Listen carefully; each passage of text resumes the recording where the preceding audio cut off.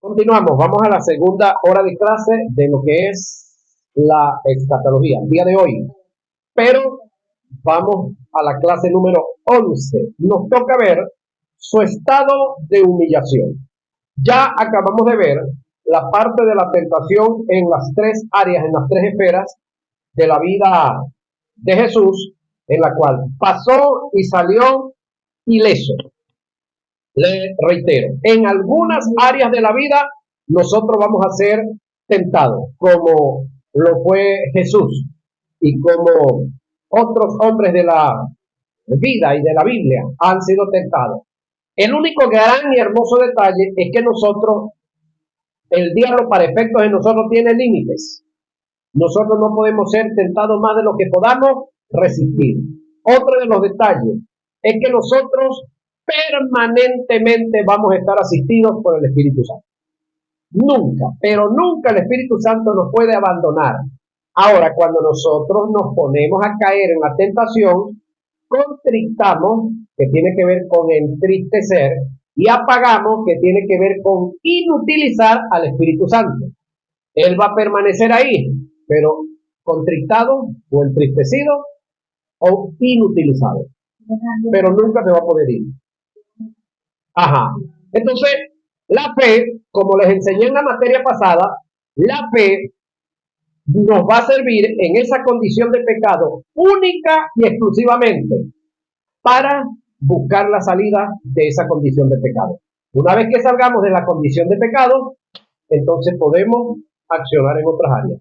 Entonces, cuando estamos nosotros, cuando caemos en la tentación, igualito, nos toca acudir ¿a dónde? A la palabra, a buscar el perdón, por fe, a buscar el perdón. Porque Juan dice en las epístolas, dice, hijitos, esto os escribo para que no pequéis, pero si alguno ha pecado, abogado tenemos para con él, Padre, a Jesucristo el justo. Él aboga por nosotros. El perdón de Dios nunca será negado, siempre y cuando vamos con sinceridad. Sinceridad. Y humillado. Y el objetivo es, vete y no peques. Esa siempre ha sido la actitud de Dios en cuanto al perdón. Pero las consecuencias del pecado, de esas sí, no nos puede librar el Señor. Ajá. Ahora, su estado de humillación en la vida de Jesús. Nótese que todo esto Él lo está haciendo por amor y lo está haciendo por usted y por mí. Es de suma importancia hacer un análisis bien profundo acerca del estado de humillación en la cual se tuvo que dar en Jesús en forma voluntaria para poder entender la misión redentora que Jesús desarrolló en su total humanidad. La idea de este tópico es demostrar que Jesús, en el desarrollo de su ministerio, nunca apeló a su deidad. Todo lo hizo en su humanidad, en la fe, en la palabra que recibió del Padre y en la intervención del Espíritu Santo. Aunque en el verso 7 del capítulo 2 de Filipenses, la kenosis o el despojo se le atribuye al verbo. Indiscutiblemente en Jesús se dio una kenosis, como en este fenómeno hay intrínsecamente un estado de humillación.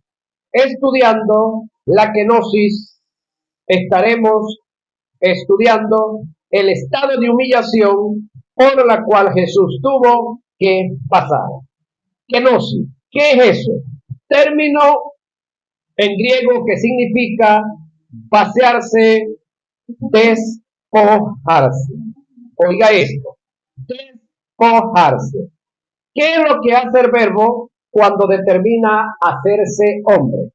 Se despojó de lo eterno, de lo infinito, de lo omnisciente, de lo omnipotente y de lo omnipresente. 5 cualidades únicas, escuche, únicas de Dios. Esto no la tiene más nadie. Dios en el conjunto de la deidad, Dios Padre, o en este caso Dios Jehová, Dios Verbo y Dios Espíritu Santo, hablando del Antiguo Testamento. En el Nuevo Testamento, Dios Padre y Dios Espíritu Santo. Ahora, después de que Jesús resucita, si Dios Hijo vuelve a obtener estas 5 cualidades, excepto una, que no la recuperó más nunca. Lo eterno. Es imposible. Jesús tiene fecha de nacimiento. Para efecto de nosotros tiene fecha de nacimiento, tiene fecha de muerte y de resurrección. Entonces no es eterno. Ahora, Él se despoja de eso. A Él se despoja de eso. Sin embargo, luego de eso, a Él se le da toda la autoridad, todo el dominio, todo el señorío, luego que resucita. Se le dio todo ese poder, toda esa gloria sobre lo que está arriba en los cielos y sobre lo que está en la tierra y debajo de la tierra. Entonces, pero no recupera esa posición de eterno. Sigue siendo y seguirá siendo sempiterno. Comienzo, pero sin final. Ahora, ¿eso lo hace menos que Jehová? ¿Lo hace menos que el Espíritu Santo? No, para nada. No hay problema en eso. Sin embargo, es una aptitud que él tuvo. Y es una demostración de la kenosis.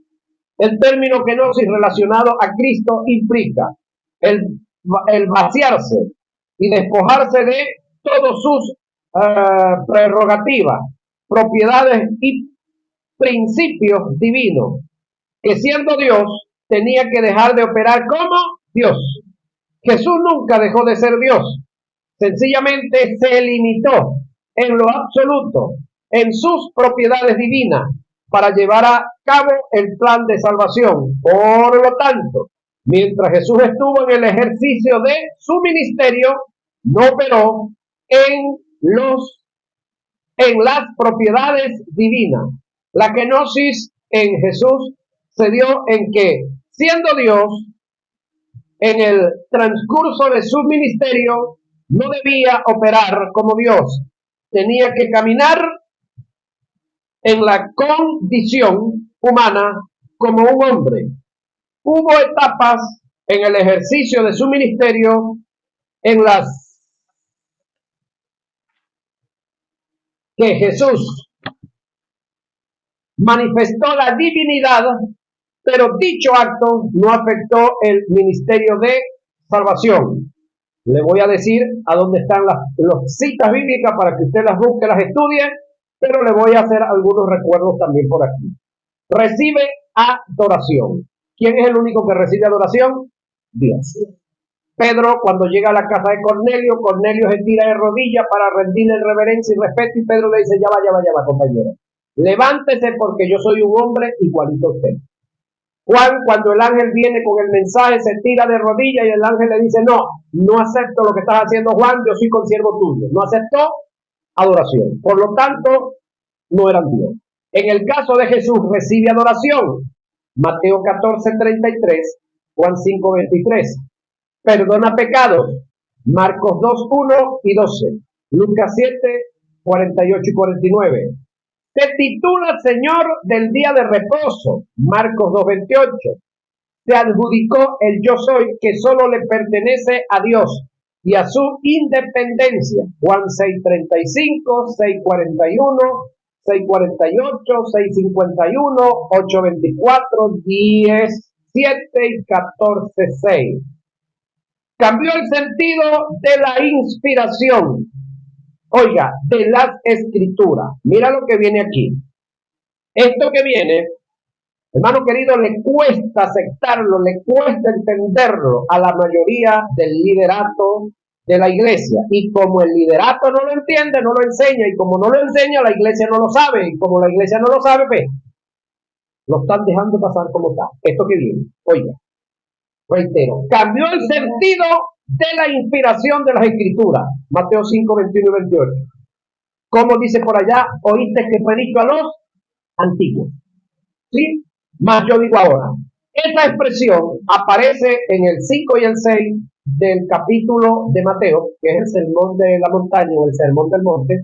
Aparece más de 4 o 6 veces, donde Jesús dijo, oíste que fue dicho a los antiguos, ojo por ojo y diente por diente. Más yo digo ahora. Cambio, reforma. Y así sucesivamente lo repite varias veces. Ahora, la pregunta es, cuando esto se estableció en la antigüedad o en el antiguo pacto, en el antiguo testamento, ¿Qué posición jugaba Jesús? Verbo. Era el verbo de Dios junto a la deidad. Ahora tenemos el verbo encarnado en el hombre llamado Jesús, enviado por el Espíritu Santo, por Dios y el Espíritu Santo. Y viene aquí al nuevo pacto. Él dice, oíste que fue dicho a los antiguos, lo que faltó que dijera, en la antigüedad, cuando yo estaba con Jehová Dios y el Espíritu Santo, el mandamiento que le dimos es este, ahora es este. Pero yo se lo estoy diciendo, pues es la versión moderna. Más clara que esa no hay. Ahora, entendamos esa realidad. No es cualquier cosa lo que estamos viendo en la vida de Jesús. Debemos aclarar que todas estas manifestaciones en su divinidad no afectaron el plan de salvación que Dios Padre tenía que desarrollar en su Hijo. Cuando nos referimos a afectar el plan de salvación, estamos enseñando una verdad que parte de un principio que no puede ser alterado. Si el diablo en el huerto del Edén venció a un hombre, tenía que ser un hombre quien venciera al diablo. No podía ser Dios. ¿Por qué no podía ser Dios? Porque Dios es creador y el diablo es una criatura. Y el diablo le enredó la vida a un hombre. Criatura. Tenía que ser una criatura. Hombre. El cual le enredara la vida al diablo también. ¿Se copia esa, verdad? No debía ser Dios. Es como esto, verdad paralela. ¿Ustedes tienen algunos nietos o nietas que tengan menores de 10 años? ¿Sí? No. Justamente tiene 10, listo. ¿Y tú? Ya están. Pues ya está muy grande. Porque una verdad paralela que yo desde el punto de vista humano es esta.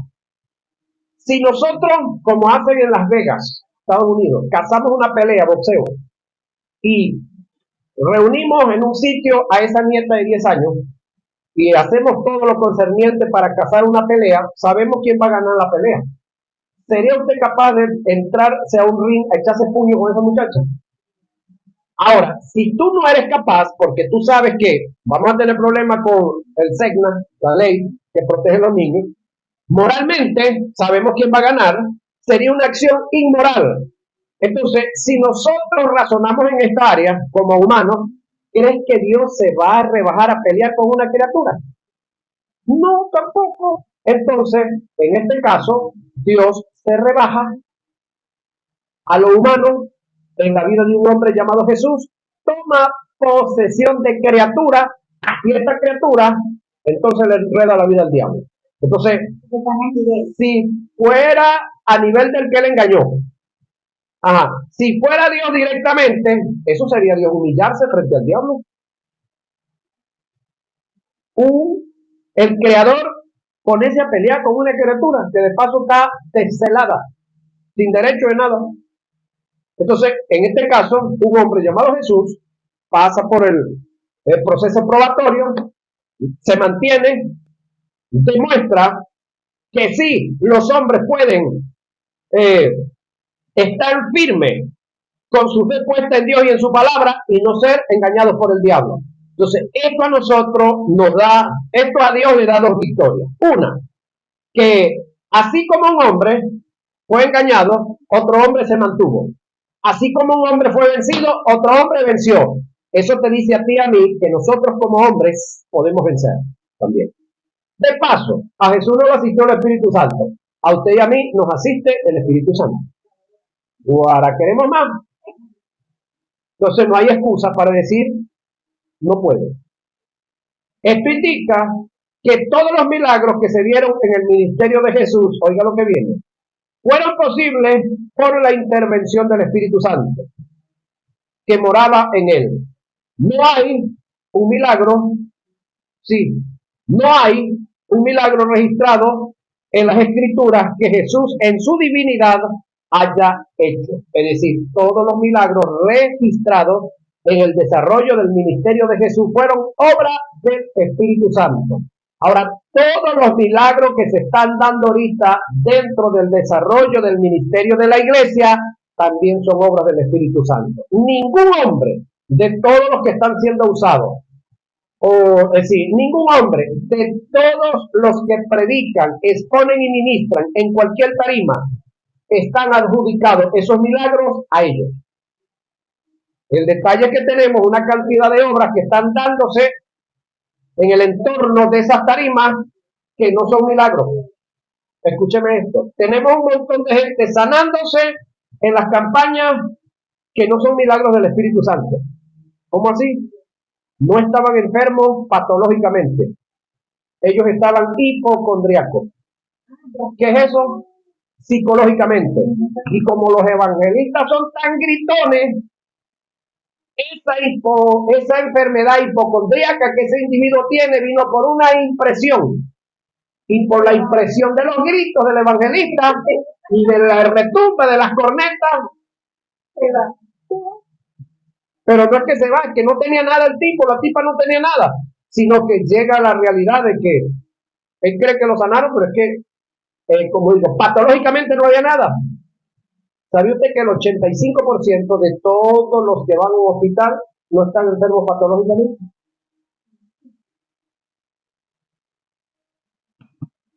Psíquicamente. Entonces, ¿cómo se sabe esto? Cuando le hacen todos los exámenes, sangre, y todo lo demás que le hacen, y no hay muestra de nada, pero la persona sigue teniendo el dolor, sigue teniendo esto, sigue con otro. Eso es psíquico. Entonces, una impresión lo llevó a esa parte psíquica. Él tiene que ser sanado por una impresión adversa. Cuando nos daba hipo, cuando yo estaba pequeño y me daba hipo, mi mamá decía, ¿qué te robaste? Así seria, ¿qué te robaste? Y uno se trancaba. Entonces, sí, bueno, así tenemos mucha gente dentro de la iglesia. Ahora, reitero, todos los milagros que se dieron en el ministerio de Jesús, Jesús no lo debía. Podía hacerlo, pero no lo debía. Eso lo hacía, ¿quién era? El Espíritu Santo, el cual vamos a ver en Génesis capítulo 1, cuando estudiemos sobre la neumatología. Todas las obras hechas en Génesis capítulo 1 las hizo el Espíritu Santo. Ahora, Hechos 10:38 dice, como Dios ungió con Espíritu Santo y con poder a Jesús de Nazaret. Oiga bien, aquí el término Dios en primer lugar se refiere a Jehová o al Padre. ¿Cómo Dios ungió? ¿Con qué ungió? Con Espíritu Santo. ¿A quién ungió con Espíritu Santo? A Jesús de Nazaret. ¿Y cómo quien Jesús anduvo haciendo bienes y sanando a todos los oprimidos por el diablo? Oiga lo que viene. Porque Dios estaba con él. El término Dios aquí al final del texto es ¿quién? ¿Es el Padre o es el Espíritu Santo? ¿Quién era el que estaba con Jesús? El Espíritu Santo, para arriba y para abajo y para arriba. Entonces, las sanidades y los milagros que se daban en el ministerio de Jesús eran obra del Espíritu Santo.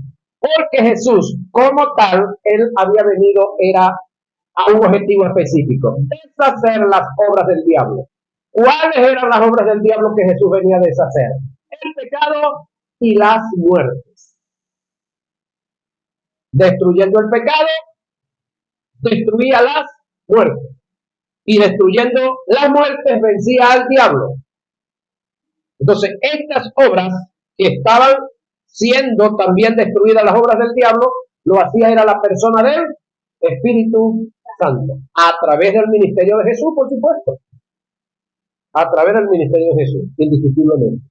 Ahora, Mateo 12:28, Jesús afirma expulsar los demonios por el Espíritu de Dios. Aquí está la base de lo que venimos hablando. Pero si yo por el Espíritu de Dios echo fuera los demonios, eso es Mateo 12:28.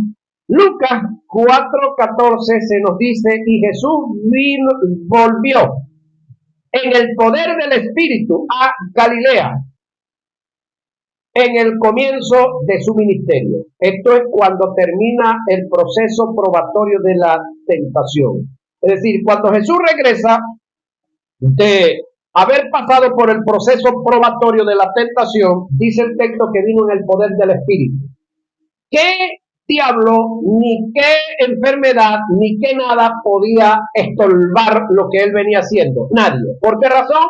Porque él había vencido. En el desierto había sometido, escúchenme, al mismo diablo. Allá en el desierto, había sometido al mismo diablo. Lo había atado. ¿Cómo se ata el diablo? Haciendo lo que hizo Jesús. Cuando el diablo te pone una oferta de lo que sea, tú le dices que no. Así como lo hizo Jesús. De esa manera es que se ata el diablo. Pero al diablo tú lo puedes atar en ti, no en más nadie. Para efecto tuyo lo puedes atar, pero no para efecto de otro, no para efecto de un hijo, de una hija, de un tío, de una prima, del pastor, del abuelo, nada de eso. Tú lo puedes atar en ti cuando tú le dices que no. Es la única manera. Pero cuando le dices que sí, lo desatas, ¿sí?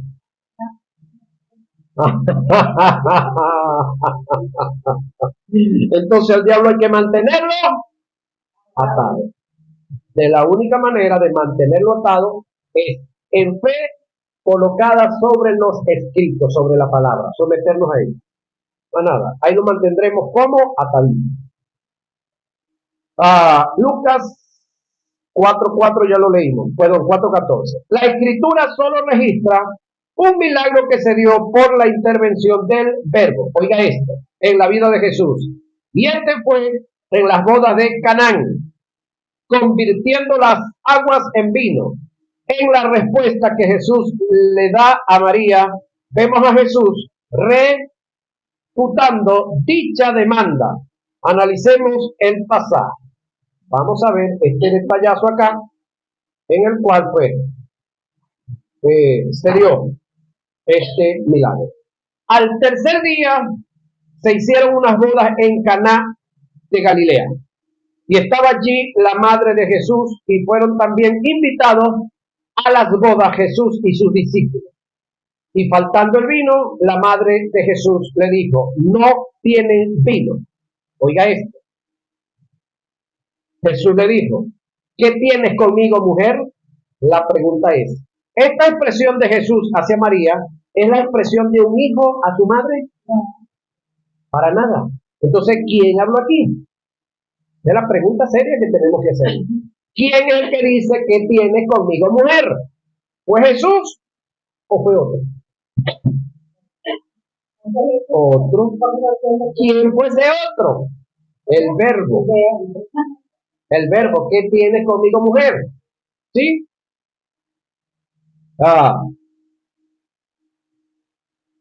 No, ¿qué tienes conmigo, mujer? Aún no ha venido mi hora. Juan 2, 1 y 4. La expresión ¿que tienes conmigo, mujer? Aún no ha venido mi hora, muestra a Jesús negando la posibilidad de que en su humanidad no era el tiempo de realizar milagros mediante la intervención del Espíritu Santo. No había llegado su hora. En Jesús, después de darse la kenosis, se dio la plerosis, que indica ser lleno o revestido de alguien o de algo. Esto es del Espíritu Santo que vino a morar en él. Entonces, Jesús, durante el proceso del desierto, estaba en la kenosis. Luego que pasó por este proceso de la kenosis, de vaciarse, de pasar a depender única y exclusivamente de Dios en fe y de su palabra, en fe en ella, entonces viene la plerosis. ¿Qué es la plerosis? Lo que dijo Lucas 4:14, que él vino en la autoridad del Espíritu, que vino con todo el poder y el señorío para llevar a cabo el ministerio al cual se le había encomendado.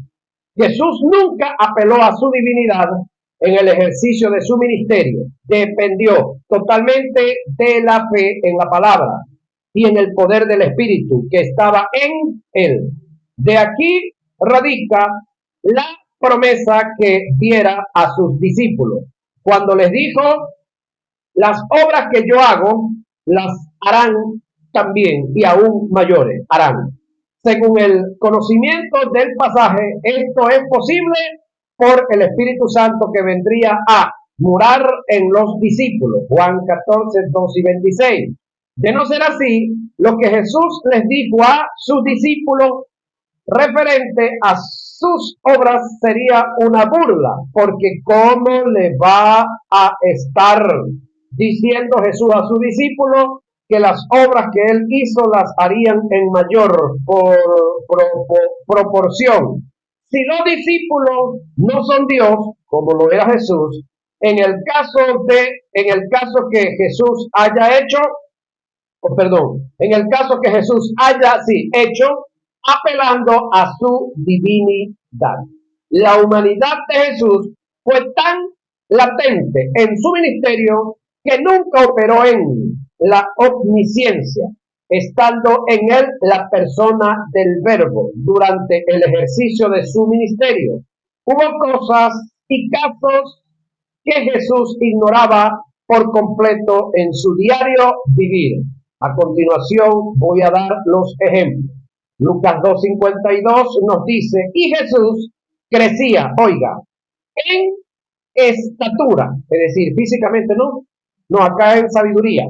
Y Jesús crecía en sabiduría, que tiene que ver con la psique, y estatura, que tiene que ver con la parte física. Observe que el pasaje dice que Jesús crecía propiedad que no le es atribuida a Dios. Marcos 5:30 dice, luego Jesús, conociendo en sí mismo el poder que había salido de él, volviéndose a la multitud dijo, ¿quién ha tocado mis vestidos? ¿Por qué no lo sabían? Porque su omnisciencia él la había dejado relegada, aguantadita. No estaba operando como tal en la omnisciencia. Si Jesús estuviese operando en la omnisciencia, habría un contraste en su divinidad, porque conociendo lo interior de él, no conoce lo que sucede en su alrededor. Y si Jesús hubiese mantenido la omnisciencia y lo supiera, y sencillamente dice que quien lo había tocado, estaría mintiendo porque no sabía. Y la mentira es pecado. Ahora, ¿por qué? Porque, ya va, ¿y qué pasa? El contexto afirma que Jesús en ese momento no estaba operando en la omnisciencia. Al contrario, estaba en su total humanidad. El versículo 32 dice, pero él miraba alrededor para ver quién había hecho esto. El versículo 33 dice que la mujer se descubre ante Jesús diciendo la verdad. Entonces es cuando Jesús tiene conocimiento del caso. Nótese que esta mujer venía con flujo de sangre, algo que se le conocía como algo inmundo dentro de ella.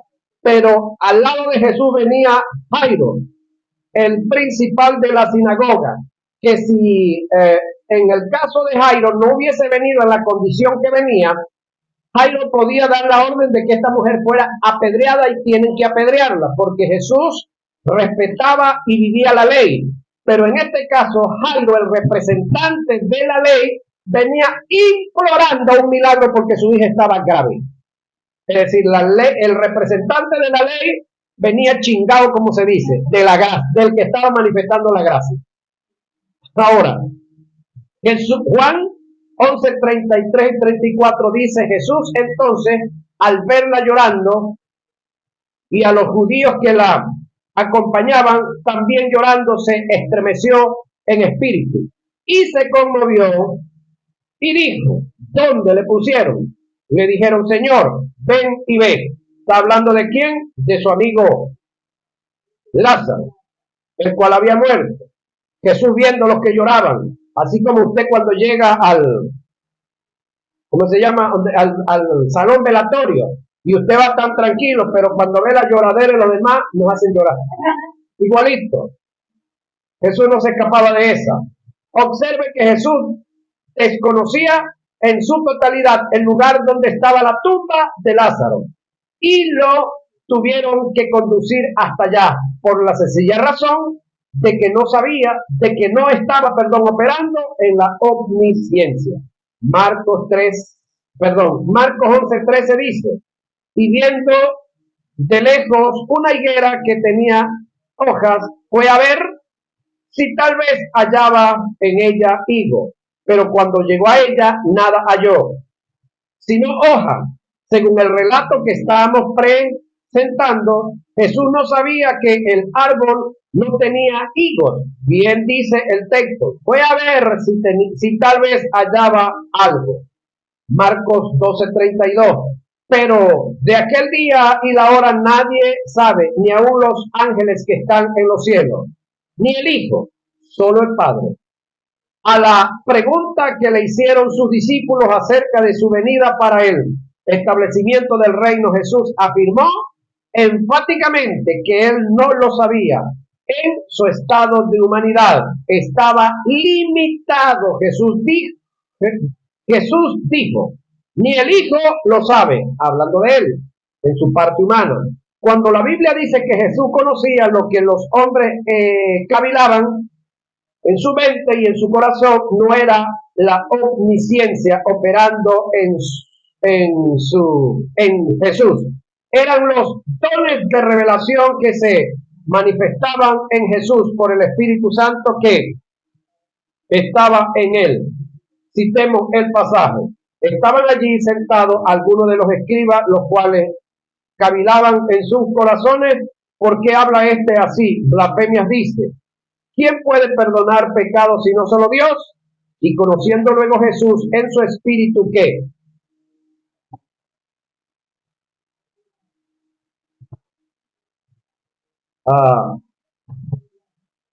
cavilaban de esta manera dentro de sí mismo, les dijo, ¿por qué caviláis así en vuestros corazones? Marcos 2:6-8.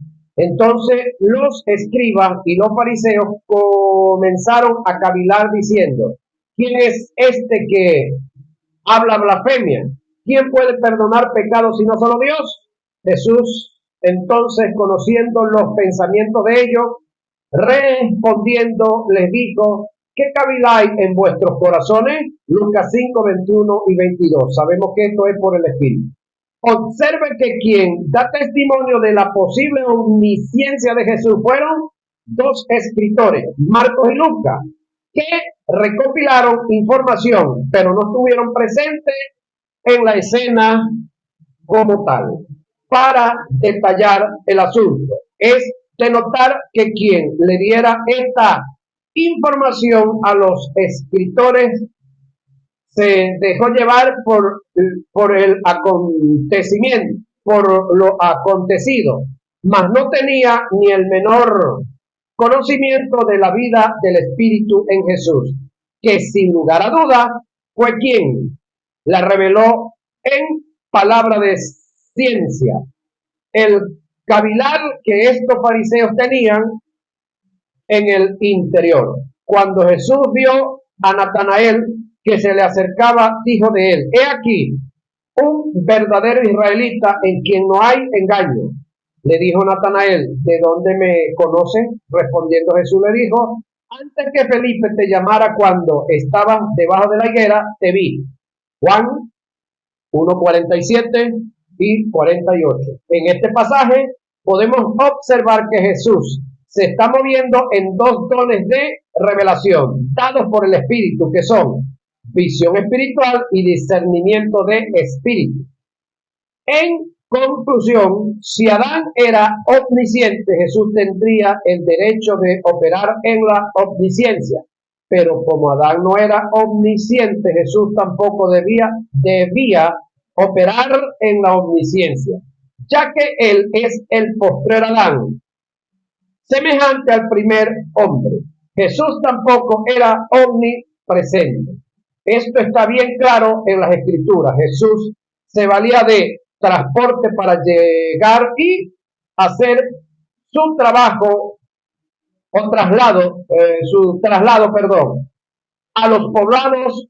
Se valía de barco, Mateo 9:1, 14:13, 15:39 y caminaba. Juan 4, 1 y 6. Jesús no podía estar en varios lugares al mismo tiempo. Se valía de un cuerpo que lo limitaba en el espacio y en el traslado. En conclusión, al tópico de la kenosis. Pero cuando era verbo, el ángel de Jehová acampa alrededor de los que le temen y lo defienden. El verbo era omnipresente, pero Jesús no. En Jesús, la kenosis en Jesús se descarta por completo que operó en su divinidad o deidad, en su ministerio de salvación. Él todo lo hizo como hombre, y en esto está su grandeza, que fue un hombre el que venció al diablo, no fue Dios. Esto es para gloria de Dios y para vergüenza del diablo también. Para tener una mayor comprensión de su humanidad, en el tópico que sigue desarrollaremos, trataremos y estudiaremos acerca de las concupiscencias que se dieron en Jesús y analizaremos su carácter. Vamos a realizar un estudio etimológico del término concupiscencia para poder entender por qué es relacionado a Jesús. Las concupiscencias. Vamos a hablar acerca de este detalle, ¿sí? Que para efecto de nosotros, por muchos años, cuando se habla de concupiscencia, todo se relaciona a lo malo, y no es así. Vamos a ver qué es concupiscencia desde el punto de vista bíblico, real. Concupiscencia. Este término define las emociones del alma, la tendencia natural hacia lo bueno o lo malo.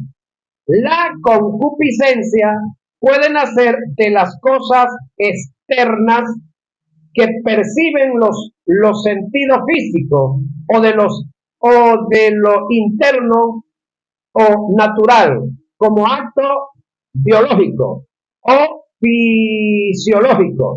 Segunda Timoteo 4:3, Santiago 1:4, segunda de Pedro 3:3 y primera de Juan 2:16 y Judas 16. Leen y estudian los textos en su casa para mejor comprensión.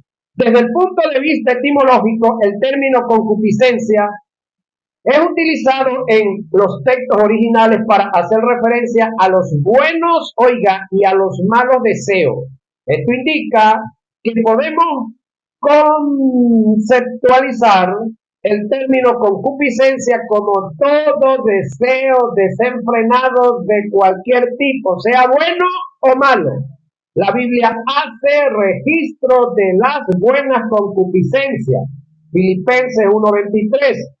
Porque de ambas cosas estoy puesto en estrecho. Pablo, teniendo deseo, la palabra deseo aquí es concupiscencia, de partir y estar con Cristo, lo cual es muchísimo mejor. Primera a Tesalonicenses 2:17. Pero nosotros,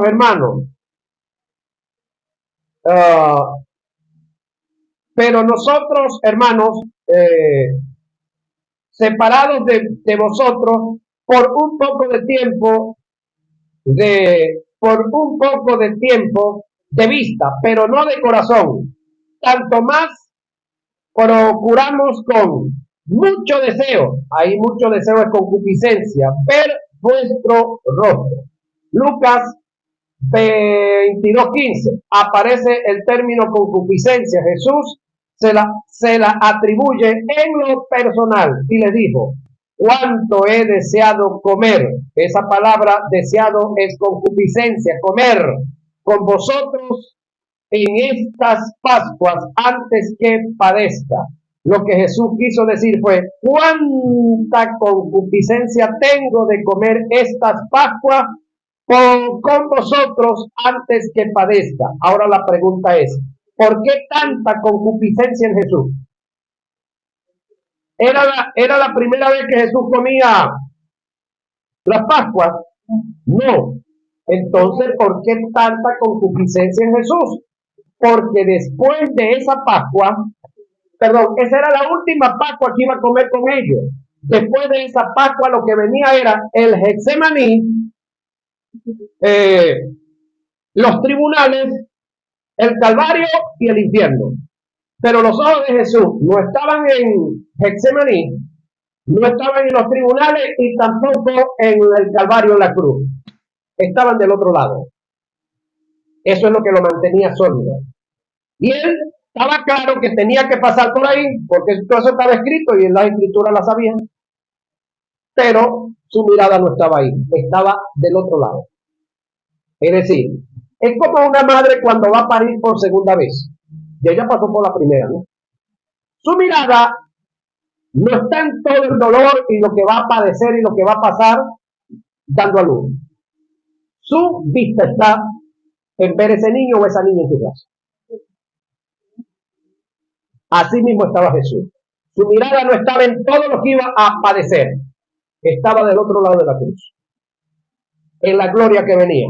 En la salvación que nos iba a dar. Si observas bien, el escrito que registra el deseo de Jesús está entre dos signos de admiración, lo que denota la intensidad y desenfrenada concupiscencia que Jesús tenía en el momento. Indiscutiblemente en Jesús nacieron concupiscencias, no producto de lo malo, sino como consecuencias de lo natural, en lo biológico y fisiológico. Tuvo hambre, Mateo 4, 2 y 21, 18. Tuvo sed, Juan 4, 6 y 14 y 19, 28. Sin lugar a duda, hacía todas sus necesidades fisiológicas, evacuaba, orinaba. Sin lugar a dudas, tuvo deseos sexuales en lo natural. En relación al deseo sexual, está demostrado en Mateo. Citemos y analicemos el pasaje. Pues hay eunucos, oiga esto, que nacieron así, del vientre de sus madres. Y hay eunucos que son eunucos por los hombres. Es decir, los castraron o los caparon, como se dice vulgarmente. Y hay eunucos que, oiga, así mismo se hicieron eunucos por causa del reino de los cielos. El que sea capaz de recibir o hacer esto, que lo reciba o haga. Jesús en el relato nos presenta tres tipos de eunucos. Oiga, el que nace siendo eunuco, este es el que no tiene en lo natural deseo sexual de cualquier tipo, pero tiene sus órganos, pero no tiene deseo. Nació así. Congénitamente, nacieron así. Es algo natural o algo con natural con ellos. El que los hombres hacen, eunuco, se trata del tipo de hombres que eran castrados para tenerlos en el servicio, en los palacios donde cuidaban a las doncellas. De esta manera se evitaba una violación. El que se hace eunuco por causa del reino, todo lo contrario al primero y al segundo. Este es el tipo de hombres que reprimen sus deseos sexuales con un objetivo, en este caso, según el testimonio de Jesús, es por causa del reino. ¿Sí? Es por causa del reino. Ahora, cuando Jesús hace referencia a los eunucos, podemos entender que tácitamente Jesús se identifica con los del tercer tipo. De no ser así, la tentación sexual no hubiera sido una oferta para Jesús, ni un tropiezo en el avance del ministerio. ¿Sí? De no ser así, es decir, si esto no hubiese sido tentación para Jesús, entonces Jesús no fue tentado en todo. Y si fue tentado en todo, entonces tuvo deseo sexual, tuvo erecciones, porque era todo un hombre, todo un caballero, todo un señor. El detalle es que por la causa del reino, él sabía que él no venía a dejar descendencia. Porque desde el punto de vista biológico, él no venía por descendencia de ningún hombre. Él era el Hijo de Dios, por lo que Dios había hecho y realizado en él, en su ser. Amén. Bueno, hemos concluido la segunda hora de clase.